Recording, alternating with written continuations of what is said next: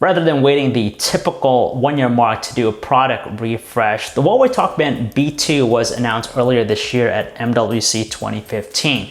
It's still a two-in-one product, so it's part Bluetooth headset, part fitness tracker.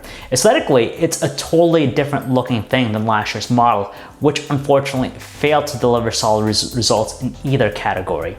Hey guys, John V from PhoneArena here. You're watching our video review of the Huawei TalkBand B2. Gone is the sporty style from before, replaced by a more premium looking design. It's a 180-degree change that some will dig, but there's no arguing it's significantly more stylish looking and fashionable.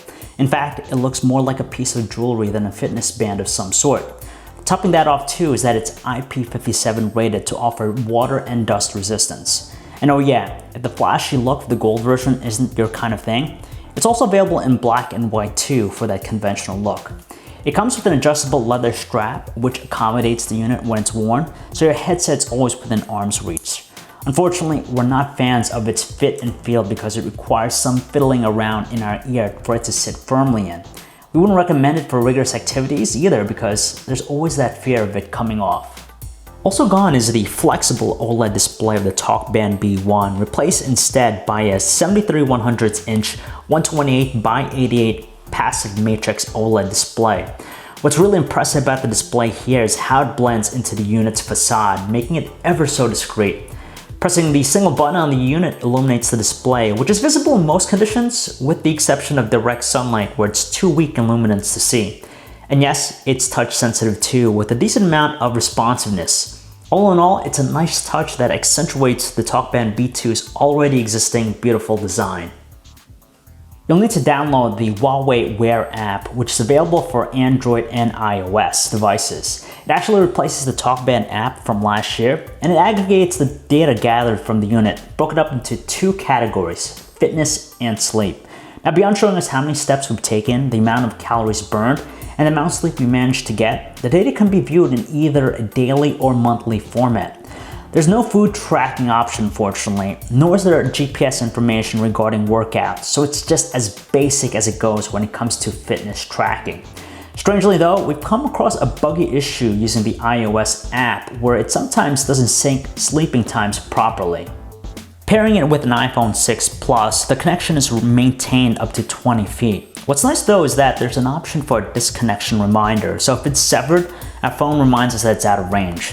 Supplementing that is the feature of being able to ping our phone using the TalkBand B2, which makes the phone play a tone for us to track it down. On the fitness side, the TalkBand B2's 6-axis motion sensor is intelligent enough to distinguish what kind of movement we're doing, but every now and then it mistakes driving the car for running or biking. Naturally, it's nice being able to glance at our daily totals through the display alone, but we would like an option to view the results from previous days as well. Tracking our sleep is made better because it's automatic, so there's no need to set it into the mode, which is one less painless thing to remember. It's able to tell us the amount of deep and light sleep we get, and roughly how long it takes us to fall asleep. Rounding things out, it features phone call notifications by displaying who is calling on the display and vibrating. However, there's no text, email, or other notifications. Now, if you pair it with a Huawei smartphone running the Motion UI 2.3 experience, you'll be able to use the TalkBand B2 as a remote shutter for the camera. Using it as a Bluetooth headset, however, it's not the best thing for the occasion. For starters, volume can't be adjusted through the unit, which is done through the connected phone only. Voices sound a bit thin and garbled at times too, so it's challenging trying to decipher them in noisy conditions. On the other end, it's a hit or miss experience, seeing that some folks have no issues comprehending us, while others say we're distant sounding. Using it primarily as a fitness tracker, with a few occasions using it for phone calls, the TalkBand B2's 95 mAh battery gets us a little bit over 4 days of use. That's not too bad for a combinational device, but it's not class-leading for a fitness tracker. We should note, however, that last year's model achieved 6 days of use. Luckily, it features a micro USB port for quick and easy charging. We won't deny that it's fantastic that the Huawei TalkBand B2 combines a fitness tracker and a Bluetooth headset into one product. It's just convenient and eliminates the need to purchase and carry on with us two products. Pricing starts at $179 for it. That's higher than most of the other popular fitness trackers out there right now. But bear in mind that it's a 2-in-1 offering. Just like last year's unit, however, the TalkBand B2 doesn't really excel in either categories. As a fitness tracker, it's as basic as they get, and as a Bluetooth headset, there's some challenges using it in noisy environments.